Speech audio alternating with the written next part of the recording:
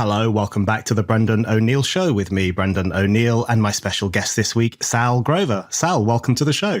Thank you so much for having me. It's great to have you back on, although we need to talk about something a little bit depressing that's happened. The last time you were on the show, we were talking about the notorious Tickle versus Giggle case that you've been involved in Australia, which has made waves around the world. This is a case where you tried outrageously to set up an app for women only. How dare you? And a man in a dress called Roxy Tickle demanded access to this space. It caused a big fuss. It caused legal cases. We were awaiting the verdict the last time you and I spoke, and now that verdict has come in. You've lost and the man has won. Let's put it like that. So we'll get into the details of it and what it means for not only for you and your app, but for the whole idea of womanhood. We'll get into all that stuff. But I want to start off by asking you how you felt when you heard the ruling, how you're feeling now. What is it like to lose a case like this when the world's eyes were on it, really? So about 20 seconds into the judge, just speaking actually in the room, like when he started to do his judgment, he said that he found the terms transgender and cisgender useful, and I went, oh well, we're done. That's it. Say no more. I knew at that very moment in time that it was not going to be in our favor. Look, just because of the nature of, I suppose, just the zeitgeist, the world right now, the insanity and the grip that gender ideology has on everyone, and institutions especially, because it's a top-down movement, I'd always mentally and emotionally prepared myself for a loss in this round for a few reasons. One, because I didn't want to be shocked and have to peel myself off the ground. So I was like, because I knew that this is a marathon, not a sprint, I'd always been told that this will end up in the High Court. So I was like, this is just a part of the journey. Don't get completely worked up about it. So in that sense, I was fine with it, and I'm fine now with it. But the reason that is because, the federal court is just dealing with really horrible legislation, and where in part of our defense is a constitutional challenge to challenge that legislation, and that just doesn't happen in the federal court. You have to run that case in the federal court so it's there on record, because in an appeal you can't bring in new stuff. Like, it's just you're appealing the case, so you have to do that from day dot. So it's just preparing for this long journey that sort of is eventually going to culminate in the High Court, and hopefully get a ruling that at least the best we can hope for is to advise legislators to repeal the 2013 Gillard Amendment. So it's a long process. I'm so frustrated that we even have to be wasting our time doing this. But from the moment I even found out about this, because I found out about it because I was under attack because the men were coming after Giggle, the app that I created. So from the moment they came after it, I knew I had to speak up and do something. And then also on top of that, I am a woman. I have a daughter. So on a personal level, I knew I had to. And then just on women's rights in general, I was like, I wouldn't choose to be in this position, but I am. And if I don't do it, it's just me passing the buck to the next woman who has to be in this horrible position. So it was like, I can handle it, so I'll do it. Yeah. And we're very happy you are doing it. Lots of people are. Now, I know you've talked about this a million times before, including on this very podcast, but just for the benefit of listeners, let's just talk briefly about what Giggle versus Tickle was all about. Tickle versus Giggle. I always get it mixed up, and I sometimes refer to him as Roxy Giggle, which really sums up how ridiculous his whole name is. Don't feel bad. During cross-examination, his own barrister called me Ms. Tickle and then called me Ms. Giggle, and I was like, yeah, this is a puppet show. This is ridiculous. Don't sweat it. Okay, so basically, as I said, I created an app for women. We were getting ready to launch it in 2020. We were in the beta phases of testing. This is before the launch. Thousands of men inundated the App Store and Google Play with 1-star reviews, calling us transphobic and TERFs. I'd never heard the word TERF before. I started researching what was going on, and that's when I, sort of was introduced to wonderful women like Helen Joyce and Kelly J. Keane, Julie Bindel, Kathleen Stock, Jane Clare Jones, these women who were already in the UK who were speaking up, Kara Dansky in the US, and just started reading and watching everything I could and was like, okay, hang on, there's a real issue here. All media and anyone who had, not beyond media, like even any company that had been willing to work with Giggle before this had happened, or sort of suddenly went silent. They lost our email, like, proper, like, they say cancel culture doesn't exist. It literally does. It's just through sheer determination to have a voice and fight against it that we've sort of survived it in some way.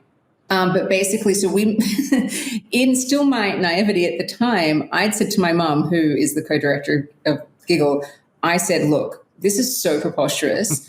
This will blow over really quickly. I still didn't realize at that point that women have been fighting this for years, even in 2020. I was like, this will blow over in a few months. This is so ridiculous. We'll be fine.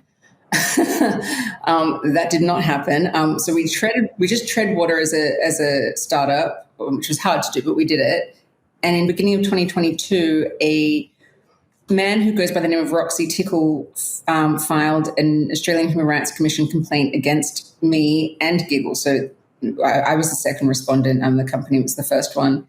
And it was, alleging gender identity discrimination because basically he had onboarded the app, not unusual, men did it all the time. Occasionally one would get through our security.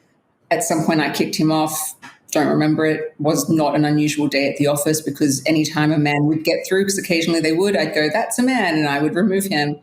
So I literally don't remember it.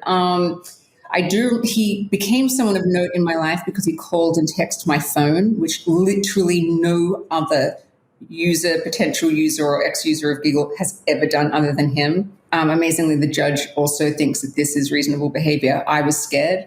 I was freaked out by this guy finding my contact details. It was not protocol. It was not like, oh, if you can't get on, call Sal's phone number. There was none of that. So I was creeped out about it then. But he became a real figure in my life with the AHRC complaint. And basically, the AHRC is supposed to exist for situations like this to settle it before it escalates to court. And they are there to sort of interpret the law. But they were treating me as if I was guilty from the very beginning. Now, it's because they're interpreting the Australian Sex Discrimination Act in a particular way. And I just knew, I was like, I've done nothing wrong here. I'm sorry, this is a man. No man is a woman. I'm not going to stand for this. And so to settle it, I would have had to agree to let him on the app, all men who claim to be women on the app. I'd have to go to sex and gender education and moderate the content of the app, like what women were saying on it. So not to offend men who claim to be women. And I was just like, absolutely no way. I either close it down and just accept that I've got no rights, or I fight back. And so my options were limited. I decided to fight back. So I was like, I couldn't sleep at night if I just sort of gave into that. It's just against everything I stand for. And so I said no to conciliation, knowing that there was a risk of it going to the federal court, and it did. And cut to 2 years later, we got a judgment 10, 11 days ago now that, it is apparently indirect discrimination. So I did not get done for direct discrimination. The judge accepted that I had no clue who this human being was. But yeah, I mean, basically said that I'd done indirect discrimination, which is interesting in and of itself because it's basically, hey, even if you don't know this person as a gender identity, you're still guilty.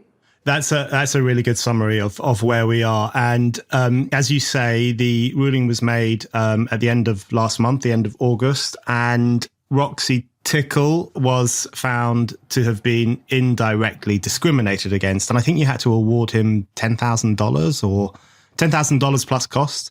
Yeah. Which is extraordinary that we now have a situation where a woman has to pay a man simply because that woman, i.e. you, wanted to have a space where women could meet and talk and share ideas and thoughts, etc., etc. It's just brazenly misogynistic and immoral. I mean, I think most normal people can see that. But I did want to ask you what the federal court has said, what it actually said in this case, what its ruling actually consisted of when it came at the end of August. And then let's go on after that to what this means for women in Australia and potentially women around the world. So firstly, so as you say, the ruling is that he was indirectly discriminated against. And is that because you are not allowed in Australia, it would seem, you are not allowed in Australia to organise social affairs or online affairs according to sex? It has to take into consideration someone's gender identity, and that overrides the idea of sex. Is that the fundamental ruling that's come forward from the federal court? Essentially, yes. So it's important to understand that while gender ideology is infiltrating so many countries, it is infiltrating the law differently. So, for example, the women in the UK were in a very fortunate position where they were fighting to stop laws from being changed. In Australia, and actually the Netherlands is very similar to what has happened in Australia, we are fighting to change the laws because they got them in already without us even knowing about it. So basically, Australia has the Sex Discrimination Act. And it was enlivened, put into legislation in 1984, which is just what a coincidence of a year for that to happen, considering what's happened now. And it's based on CEDAW, which is the UN's Convention of the Elimination of Discrimination Against Women, which is essentially an international bill of rights for women. It was, the Sex Discrimination Act was what gave women sex-based rights in Australia in 1984, 40 years ago. It was one year I was born. But in 2013, under Julia Gillard's government, they put in gender identity and they took out the definitions of man and woman. Now, I've thought long and hard about this because you go did they just not realize what they were doing, or was it malicious? If they had just put in gender identity, I would have thought, okay, you know what, this might just have been a little bit of incompetence. They didn't think this through. The fact that they took out the definitions of man and woman makes me think that this was completely and utterly malicious, because it's the taking out of those definitions that makes everyone go, what's a woman? So what then has happened is, again, in Australia, we don't have gender recognition certificates or anything. When men who are claiming to be women, or women who are claiming to be men, and then, I don't know, some of the others who are claiming to be whatever else they're claiming to be, they don't get certificates just having that declared. They actually change the sex marker on their birth certificate. I don't know how this specifically works for the cat genders, but I do know that on your sex marker, you can put that. Apparently you can put anything in Queensland, the state I live in, you can put anything on there so long as it's less than 100 characters and doesn't include swear words, which, I think is utter bigotry to the gender fucks. Totally an actual legitimate gender identity. But men who claim to be women are actually having their birth certificates reissued to them saying that they are female. And so that has created the concept of legal sex in Australia. So we actually have to be really specific in Australia of whether we're talking about biological sex or legal sex, because at the moment, and Tickle v. Giggle has proven this beyond reasonable doubt, the institutions and judicial system are saying that legal sex is what matters. But the only reason anyone would want legal sex to trump biological sex is because their sex is the opposite of their biological sex. So legal sex in Australia is gender ideology. So it's the weird thing about this case is that, the allegation against me is gender identity discrimination, but it's sex is what they are then claiming is changeable. And you're going, well, hang on, well, is it sex or gender identity? We've always been told that these are different. And it did take us a long time to work out exactly what was actually really going on and to unpick it all, because, the Team Tickle side in their submissions, they were always talking about, this person is a trans woman, this person is a female. And you're like, well, hang on, which one? But what they're saying is both. That a trans woman are female. And you're going, well, there's only one prerequisite to be a trans woman, and that's actually be male. So what it has confirmed is that our worst nightmare is true, is that biological sex currently has no weight in law, in the Sex Discrimination Act in Australia. Now, that judgment is wrong, because you just, in the most simplest terms, if you look to the intention of the Sex Discrimination Act, it was biological sex. Beyond that, they actually didn't change the definition of sex. I thought they did at one point. I thought it had been told that it had. So I think I'm on record of saying that they took the definition of sex out. They actually didn't. The sex is still in there, but they are just putting all their power and weight behind gender identity, of that is the be all and end all.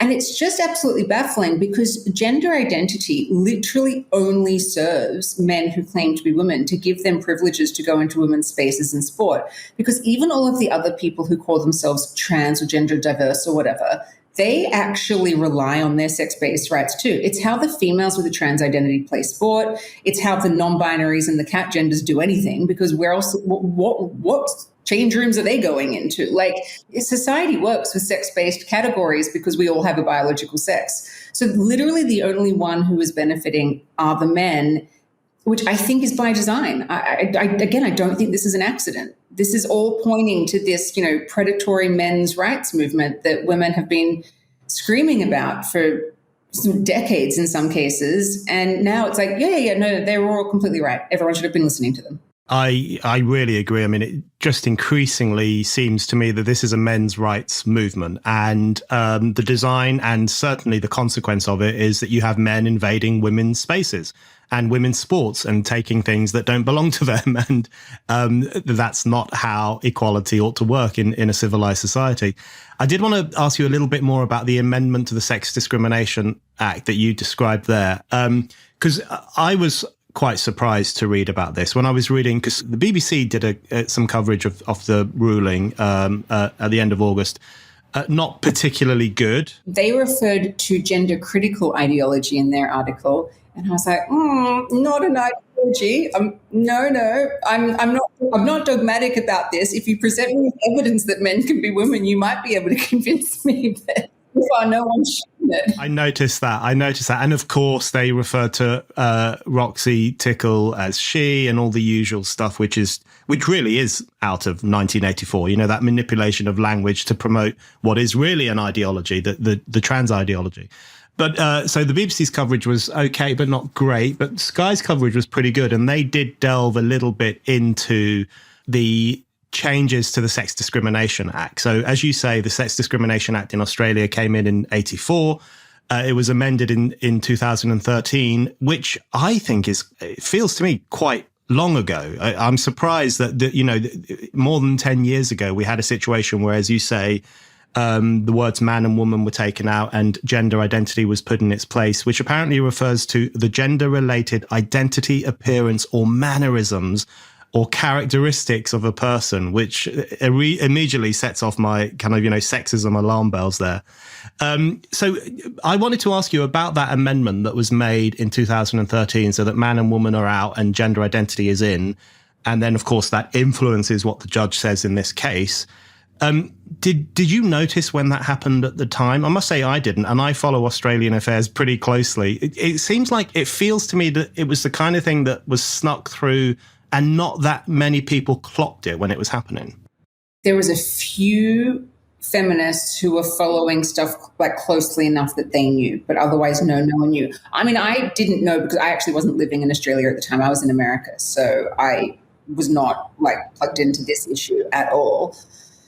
I wish I had been. But yeah, I mean, this went to, I think it went to one vote in the Senate. I mean, they bypassed everything. It was done like in the dead of night kind of thing. It's the same with any country that has had this stuff happen. No one's run on this. There's no public mandate for this to happen. They know that if they went to the public with this for a vote, that they would lose. We had a referendum last year to have a Aboriginal voice in Parliament and this constitutional change, and Australia voted no. And whatever you think about that, or whatever side, the yes or no that you were on, that was democracy in progress. They were putting it out there to the vote, and then there's your result.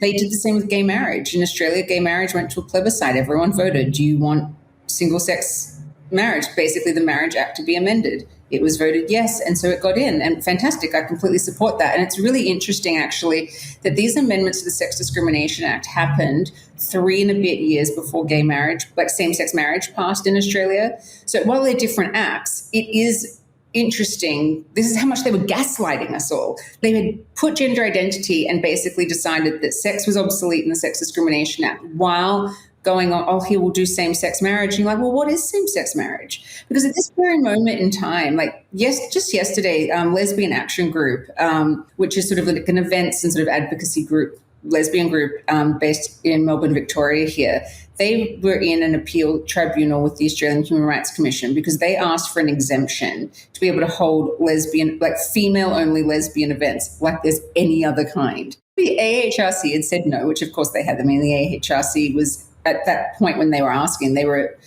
had intervened in the Tickle v. Giggle federal court case. So, you know, I just was like, they're not going to give an exemption to one group while they're saying no to another. Like, they're at least consistent in that sense. But it's not just women-only spaces. Like, because the judge has ruled that sex is changeable, and he's saying that on the basis that legal sex is changeable, which in that sense, he's right, because anybody can type a new word on a document, like, yay, but biological sex is not changeable.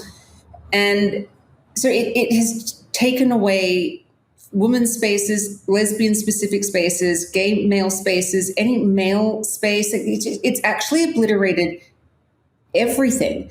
It is that thing of one of the most basic facts in the universe is that sex is not changed and it's male and female. And when you tell people that you can't acknowledge that anymore, you are breaking something so like foundational to life. Everything starts to crumble.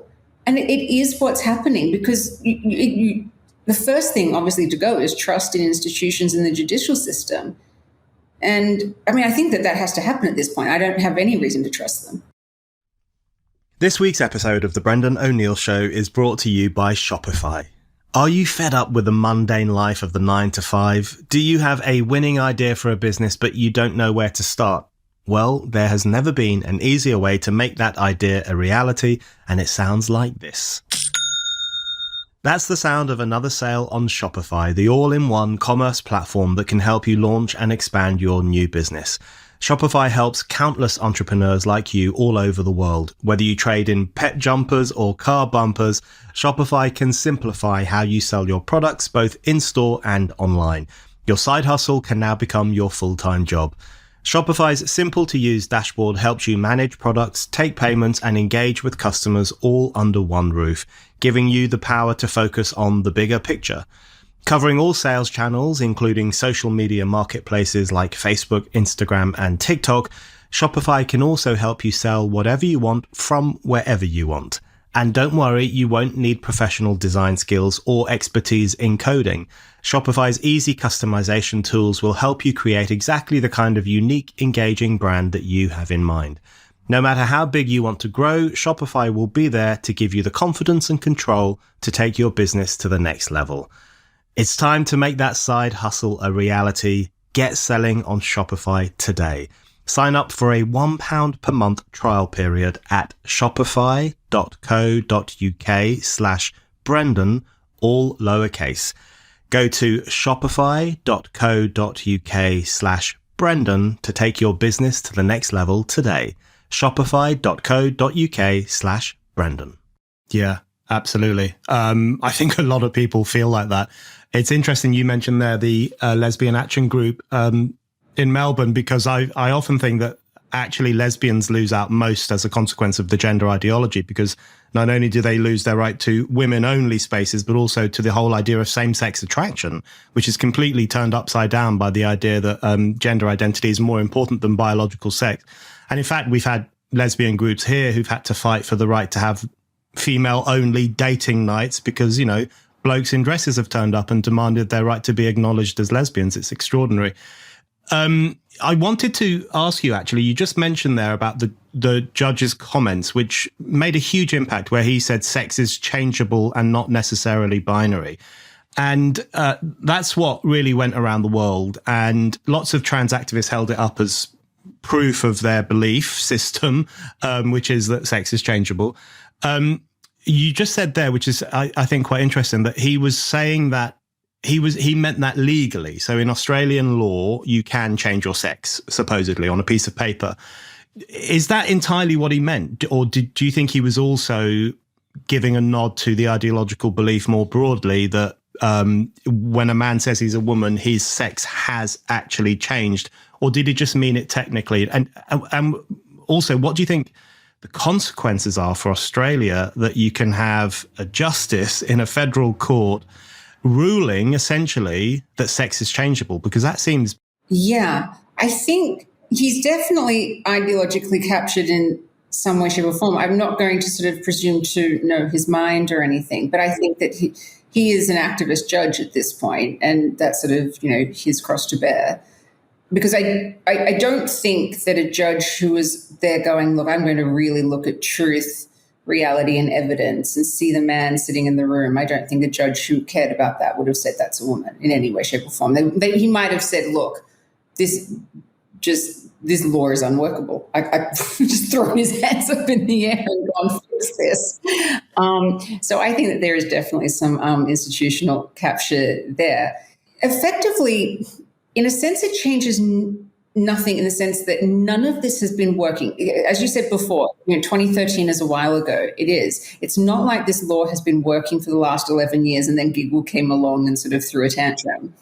They've intimidated so many different places, like small businesses, different just community groups, community sports, everything. Like the Australian Institute of Sport is just completely captured by this now. So the Australian Human Rights Commission, who actually incidentally lobbied for this law, these amendments in 2013, which I would have conflict of interest, but anyway, apparently that doesn't matter. They've just been interpreting the law this way all along. So what we've just gotten is a confirmation, as I said before, that our worst nightmare is true. In a sense, I think that's a really positive thing because you go, okay, so we've just had however many years of trans activists saying sex and gender are different. Now suddenly they're not saying that anymore, nor is the Australian judicial system. They've also been saying that the women fighting against this and speaking out, you're hysterical, no one's stealing your rights, blah, blah, blah. Well, they can't say that anymore. We've been proven right. So we've been vindicated.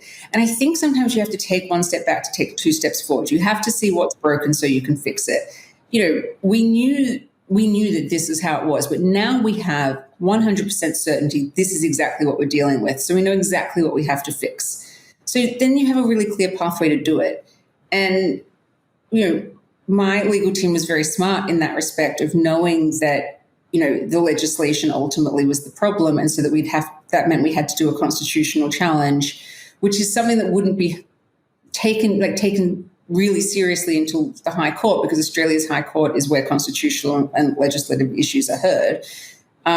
You can entertain them in the federal court, and the federal court can go, yeah, I agree with that. But it would still, because the other side would take it to the High Court, it's still not going to get a proper ruling until then. So they did have the foresight to go, that's actually what we have to do. And that's why it's in there. That's why we're doing it, of just going all the way with this and fixing the problem at the root of it. I mean, in federal court, like in the Federal Court of Appeal, which is the first stop that we have to go to, just a little stop along the way to the High Court. I mean, we could win. The full bench of the federal court could actually go, yeah, sex has weight in the Sex Discrimination Act. It's biological, of course it is. And you can have female-only spaces under the special measures, of course.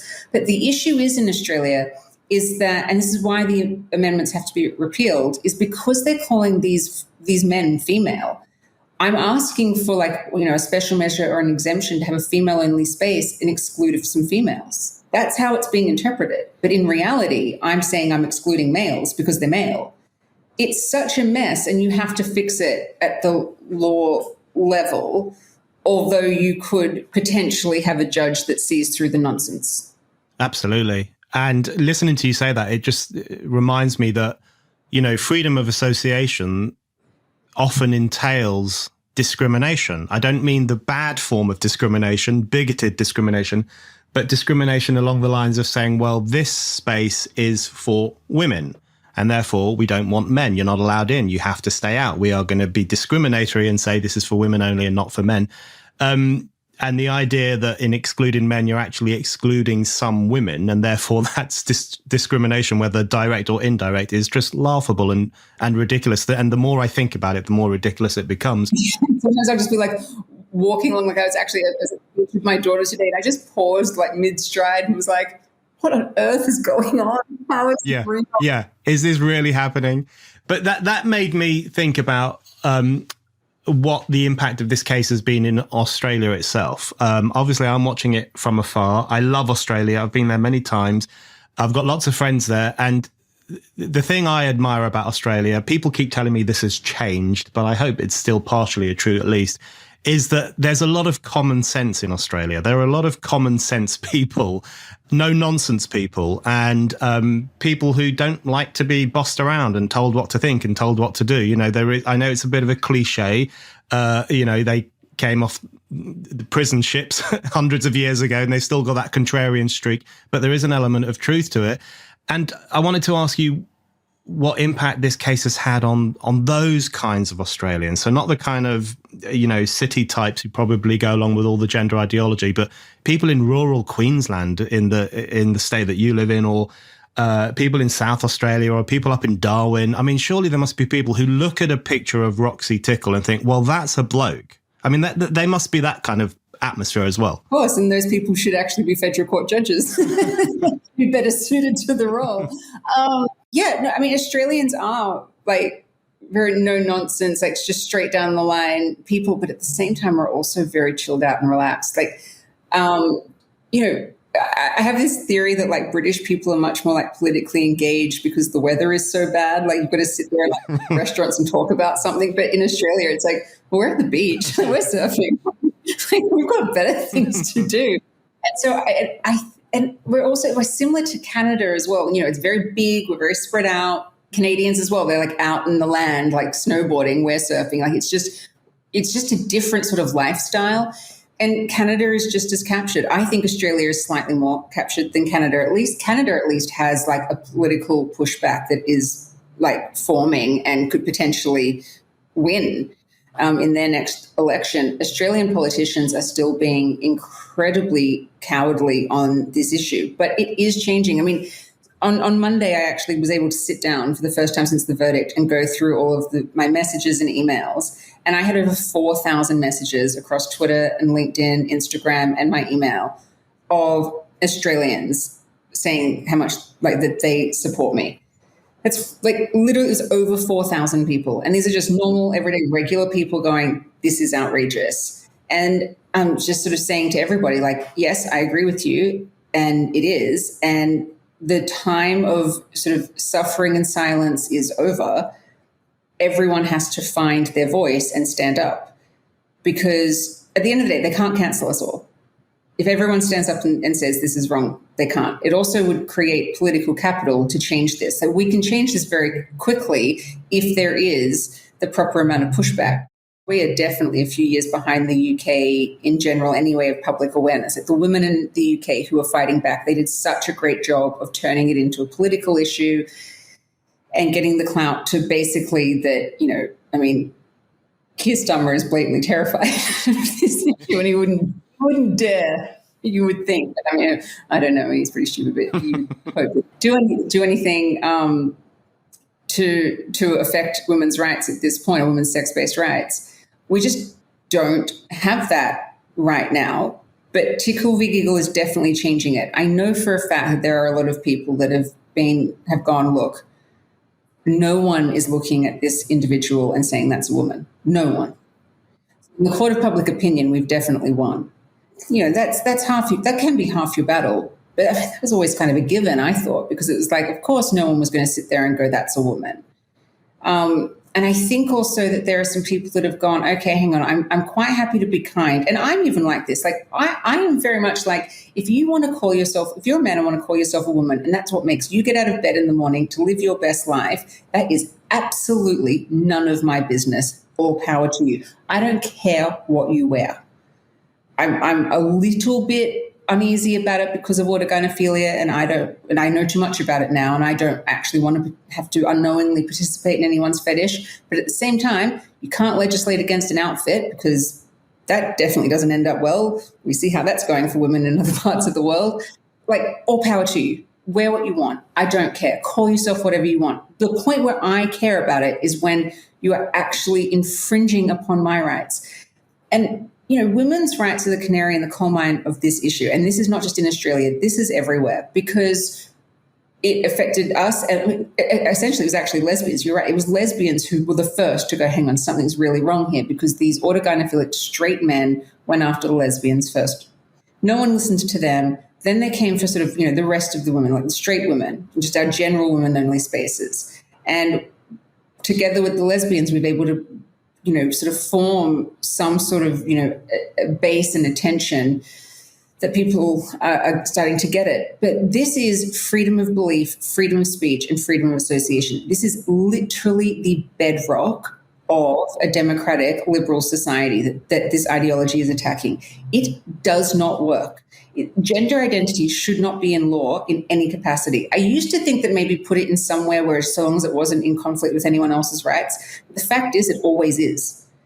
It can exist in the sense of your freedom of belief and your freedom to rule religion. Sure. I mean, that's basically what should cover it, because that's what it is. I mean, anywhere else, it should not be legislated against, because it takes away everybody else's rights. And also, the state really shouldn't have any role in your personal subjective identity.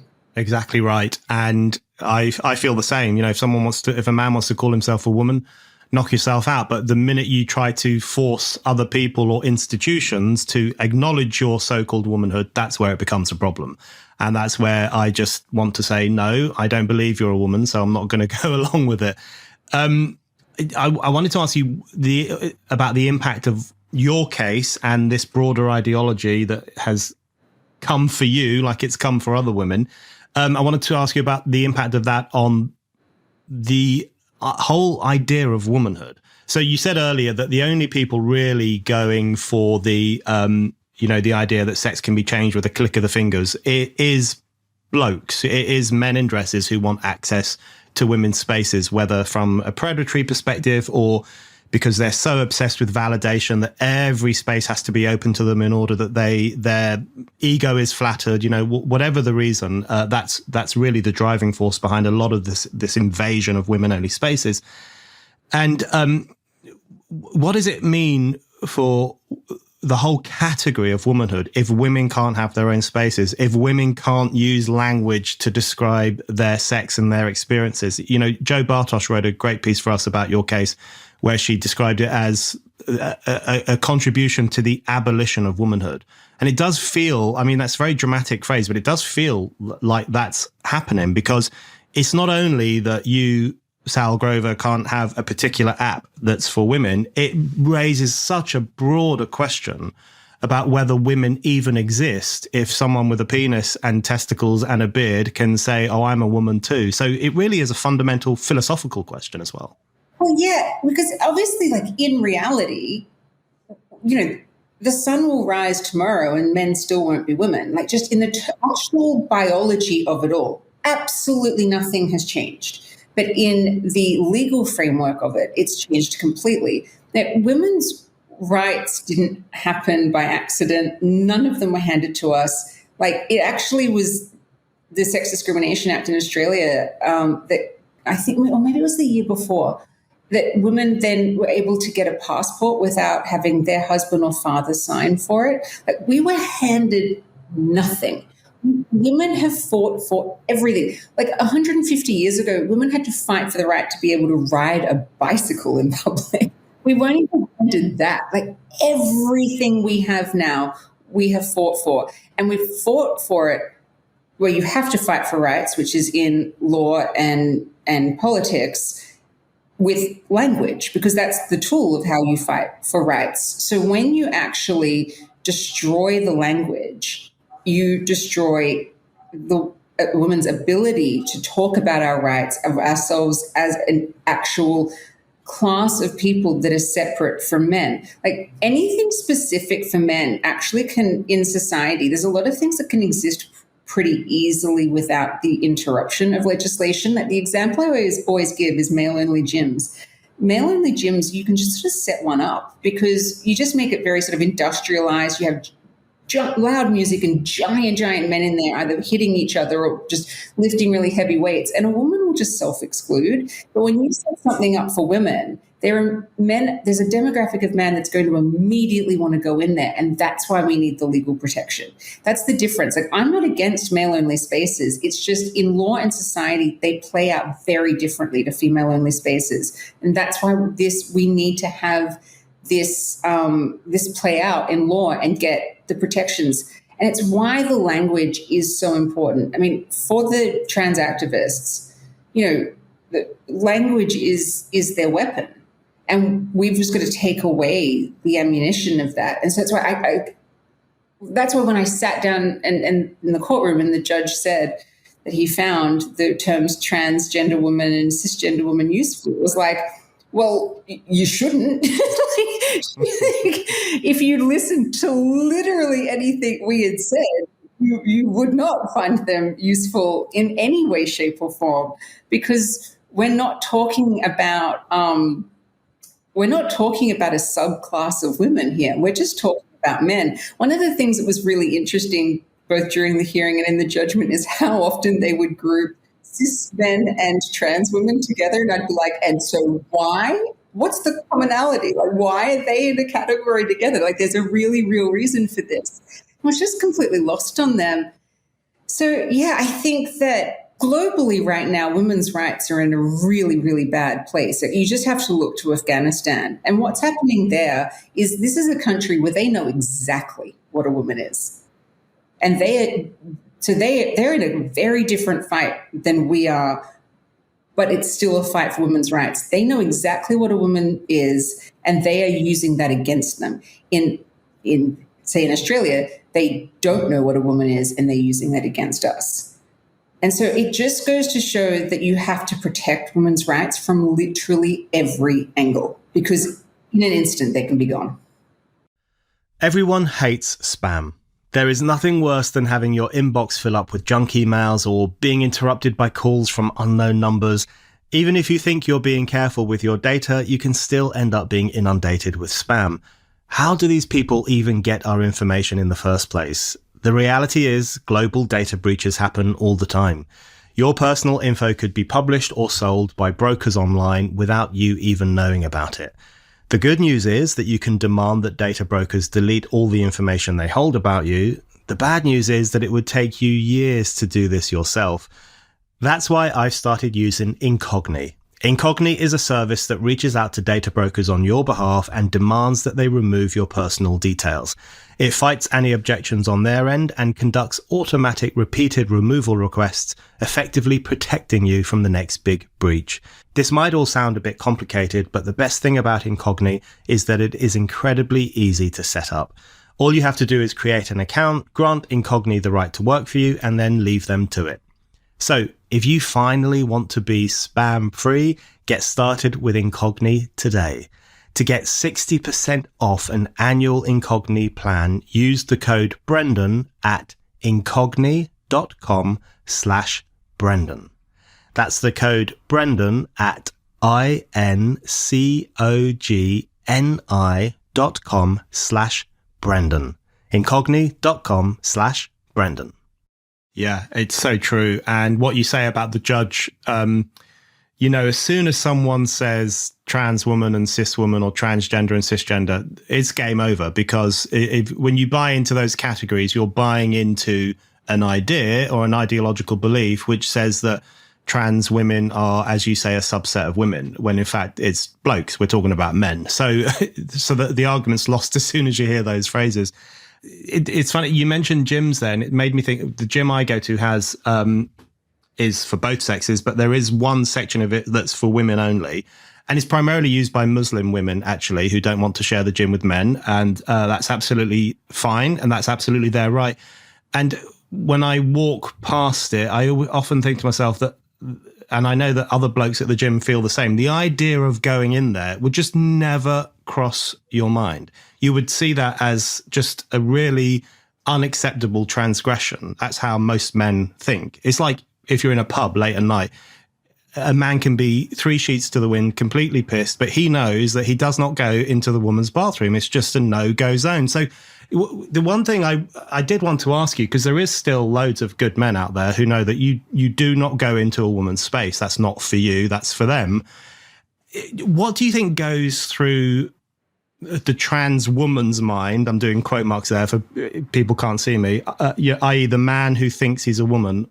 What goes through his mind when he not only demands access to these spaces, but goes into them and sits around in them or walks around in them or undresses in them? I mean, is this really the level to which the politics of validation has reached, where they're so desperate to have their identity validated that they see no area as being off limits at all? I thought about this a lot because even from like the AHRC complaint stage of the Tickle v. Giggle case, because not only was I demand access, you have to let me in, but then you have to actually control what the women say while I'm in there. And that just sent chills down my spine. So I was like, first of all, the whole reason we set it up was that it was a place for women to speak freely. And so it would just completely defeat the purpose of it. But I was like, well, why do you want to control the environment when you're demanding access to a space like this? You know that the people who it's designed for, which is women, they don't want you there. I don't understand the psychology of demanding to be in a space where I'm not wanted. And then I think of it in the context of, say, when women were, say, demanding that the government and boardrooms become unisex, that women would be allowed to, say, run for government, or that we could, be in the corporate world. And these are really important wins. Because I say this, there's some men who come after me all the time saying, well, feminists are just getting, what's owed to them. You destroyed male-only spaces. And I'm like, if you want male-only spaces for recreation, set them up. Like, stay in them for all I care. Throw away the key. I couldn't care less. I will support you in your endeavor. But in terms of like spaces that like government and boardrooms that actually do impact all of society, of course that they, both sexes should be able to be in them because we're both part of society. But having just different spaces for refuge, recreation, privacy, dignity, and safety, like this should not be controversial. It really shouldn't. And it's just, we've gone so far in different directions with this that, the plan is basically to get it back to something quite normal where no one is offended that there is, say, maybe like a barbershop that's only for males. Like, of course there should be a barbershop that's only for males. Like, that makes complete sense to me. Or a hair salon that's only for women. I don't think that this is a negative thing. So long as it's not all salons are only for men or something, everyone's excluded. But it's like we all live in this colorful world together. Diversity and inclusion, if you want to use those words, would be that everyone is just included in sort of the marketplace and in society of having places to go. The moment you're trying to include everybody in one particular space, well, then the space isn't for anyone specifically. And, you can have it, like Twitter or X, whatever you want to call it. It's for everyone. Cool. Fine. But there are LGBT-specific apps. There's also apps specifically for trans people. Like, newsflash, I'm not allowed on them. Actually, I had this discussion with one of the idiots who works at Pink News a few years ago. And he was saying to me, like, he was interviewing me he was saying, about inclusion. But I said, yeah, but like, I'm not included on Grindr. And he was like, yeah, but no, Grindr's like completely inclusive of, trans men, blah, blah, blah. And I'm like, yeah, cool. It's a mistake on their part, but I understand they are, but I'm not trans. I am a straight female. So I'm not included on Grindr. They, even in their changing all their different terms to be inclusive, they're still not including me. I'm not complaining about it. They don't have to. The world still turns. I still get up tomorrow morning. No one is obligated to include everybody. It's just like, just get over yourselves. Like, go and create what it is that you need and require in society. Like, actually everybody has that available to them. That's we live in the world, like the land of opportunity. You can just go and create it. If you want to create a woman plus trans women space, so effectively a unisex space, but you want to brand it as that, knock yourself out. I'm not going to use it, but I'm not going to stop you either. Just don't force me to be the one who creates it. Yeah. I really agree about people want to set up their own spaces. They should set up their own spaces. And as long as they are private voluntary associations rather than part of the public sphere, then people should be able to associate with whoever they want. I do think there is a difference between men-only spaces and women-only spaces. Often if it's late at night, you're in a club, you're in a bar, whatever, you're at a concert, if the women's toilets are very, very crowded, sometimes a woman or a group of women will come into the men's loo and use the bathroom, and no one cares. And that's very, very different to a man going into the women's bathroom. They're completely different issues. And it's because, newsflash, men and women are different. Our needs are different. It doesn't mean one sex is better than the other. It doesn't mean that one is more equal than the other. Nothing. It's just literally we are different. And I understand that there has been this narrative for a while of women, we can do anything, we can do anything as well as men, blah, blah, blah. There was a time period where that was a necessary fight to have, because we were just trying to, there's like an empowerment of trying to get women to go out there and do things. Now we're just in a different zeitgeist now, where I don't know if that so much has backfired as much it's just this new thing has come in and just turned everything upside down. Like, I don't think that back when women were saying, women can do it all, they were actually thinking, oh, and be men. Like that wasn't the missing part of the sentence, but it's sort of, that's the direction that it took. And here we are now. So on the freedom of speech question, I see this as being central to this whole issue, because you mentioned how not only did blokes want access to your app, but also they wanted to dictate what the women on the app could say, how they could talk about, I guess, trans issues and other issues. We have a very similar situation here with Mumsnet, which has become very well known because it's a website where mums and other women go to share ideas and information. And there are a lot of trans skeptical women on there, women who think it's a load of bollocks, to be frank, and who have long, interesting threads where they talk about this. And the hostility from trans activists and from other sections of the left as well, in fact, the absolute hostility they have to this website, Mumsnet, is extraordinary. It's like nothing horrifies them more than the idea of ordinary women, stay-at-home mums, perhaps, online, sharing ideas. I mean, it really sends them over the cliff edge. They can't bear the thought of it. And you get that so much in this issue, where there is this extraordinary hostility, not only to the ideas that women hold, so-called gender-critical women or sex-realist women, not only to the ideas they hold, but to their expression of them, to their sharing of them, to their use of social media to get their message out there. I mean, that's a central part of it, isn't it? Not only to change the whole notion of womanhood and invade women's spaces, but to shut women up as well. Completely. I mean, in Australia, that's been one of the biggest hurdles.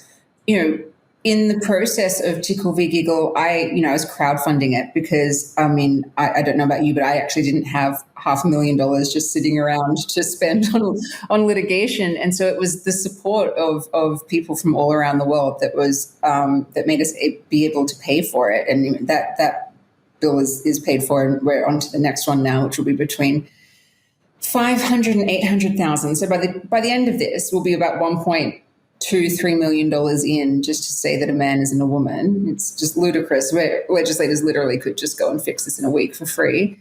But here we are. I mean, if they were just doing their jobs. But literally, I was contacting journalists in Australia constantly. And Sky News in Australia has always been very kind to me. They've been really good. But they couldn't have me on again. Like it was, unless they gave me like the Sall show or something, it was like, you're a host at this point. And I was just trying to get the message out, like to get out of that bubble as well and speak and get more people to be aware of it. In the end, I had to get on a plane and go to the UK. The UK, another area where the UK has been lucky, nothing is perfect, but the UK press is better than Australia's. At least, I think also, we've had decades of, demonizing the tabloid element of UK press. And don't get me wrong, it is like just the bottom of the barrel in lots of different ways. But because they're not afraid to just write anything, that really helped. We don't have that here. So it's just all these different little obstacles that you have to just overcome and to get it out. And there is Australia's a smaller country, smaller media landscape, and a lot of it very much, if not controlled by the government, in the pocket of it. They do not want people to know about this issue. It's very, very clear. There's a bit of a backlash happening at the moment because they basically, the 2026 census is going to happen, but they're not going to have a question on gender identity in it. So, the transes are excluded. And I'm sitting here and, so now apparently there's a real headache for our Prime Minister, which I have little to no sympathy for. So I'm like, apparently he's frustrated. I'm like, yeah, me too, dude. Yeah. But, it's the thing of like, well, if trans women are women and you can change sex, well, you don't need them. You don't need trans on a census because they've changed sex. They're just women. Like, you can't have this both ways. This is just how ridiculous this ideology is. One, it's nonsensical. And two, no matter what you give them, it's not enough. Which is why you just have to go back to sanity and just go, you know what, believe what you want about yourself. That's fine, but we're actually just going to stay out of it completely. You don't need to be validated by the government or by a single other person. Put on your frock and get on with it. Yeah, quite right. And it's interesting to hear you talk about the press in relation to the freedom of speech question, because I think one of the things that people overlook about Britain's tabloid press, which is globally infamous, I guess, or globally famous or infamous, is that, not only does it do salacious stories and celeb stories, but it has that old-fashioned English contrarian streak, which means it is willing to say this is nonsense about certain issues. So it has been fairly good on some of the excesses of the trans ideology, although I think every single paper here uses female pronouns for men, and which is disastrous. I think Spiked is probably alone in British publications in using the correct pronouns for people. Okay, Sal, my last question for you. Firstly, I want to say the idea of the Sal show sounds great to me. So we should push Sky News Australia to do that. But aside from the possibility of a Sal show, what is happening next with the case? Do you know? Are there any dates lined up? What are your plans? And I guess you're prepped for the fight all the way, right? Yes. So as I said, I was always emotionally, mentally prepared to go all the way because I was told that it would. Because say even if we'd won last week, the other side would be appealing. So it would be like a false victory that would last. There's 28 days to appeal. So in the next 15 or so days, we'll have our appeal in. And then it will be getting ready to go to the appeal. It's just a one-day hearing, I think, for the full bench of the federal court. I don't remember if it's 3 or 5 judges on that one. And then to say, we might win there, but let's just assume that the Federal Court of Appeal will just side with the federal court in general and be like, like this previous judge, like, pleased to see the back of you. Go forth to a different court and get out of my life. They really don't want to deal with this. And so then it'll be, the High Court, which the High Court is a court of appeal. You have to apply to be heard. This is a really novel area of law. So, and it is a really interesting issue. So there's a very high chance they will accept it, just even on the basis of it being a novel issue in law. That's what they sort of like to, dig their teeth into. That would be a pretty dry and boring case because it is just constitutional, like the validity of a law. So in the federal court, you're still dealing with the he said, she said, and the facts of the case, and the AHRC's interpretation of the law, as wrong as it is, has weight. But once you get to the High Court, it's just, is this law even valid? And our argument is absolutely no way. And we have a very strong argument for that. So we're crowdfunding for it at the moment, Giggle crowdfund, and everyone can go and read. We'll have every time there's an update, we'll put it on there. And we're just waiting for the appeal so that we can actually go and do like a proper big in-depth update. I don't write them, like the actual people, the legal people who know what they're doing do that. We have a new addition to the team. We've brought on a Casey, and so that will sort of all be announced and sort of talk through and work with soon. So I'm really excited about that. It's just sort of a new set of eyes and a new perspective, and just to go with it. But, I am very optimistic overall. And I think you can be when you have truth and reality on your side. That's what it comes back to all the time. Currently, the legislation could be interpreted to be on our side 100%, because the law is just muddled by putting gender identity into it. But until the AHRC's power and their stupid, absolutely absurd interpretation is the massive issue. But they're going to hit their wall eventually. Gender ideology is not sustainable. So I have no doubt that we're going to win eventually. I have no doubt that women are going to get their rights back in Australia. We're going to be able to have female-only spaces. You just have to be in the fight. Like, I have seen a little bit of commentary from some people of being like, oh, she can't possibly win. This is too hard. Just give up. And it's like, well, one, if I give up, then there is literally no initiative to get the law changed at all, because all it will say to the government is you push them far enough and they give in. And no, I don't want that to happen. And also, you know what? I really want to run a female-only space. Like, that's what I set out to do. I'm not an activist. I did not set out to do this. I actually genuinely want to run a female-only space. I also want to use it. And so, no, I'll fight to the end on this one. And I will get there eventually. It's just going to take time and money and the genius of legal people. Sal, thank you very much. Thank you so much.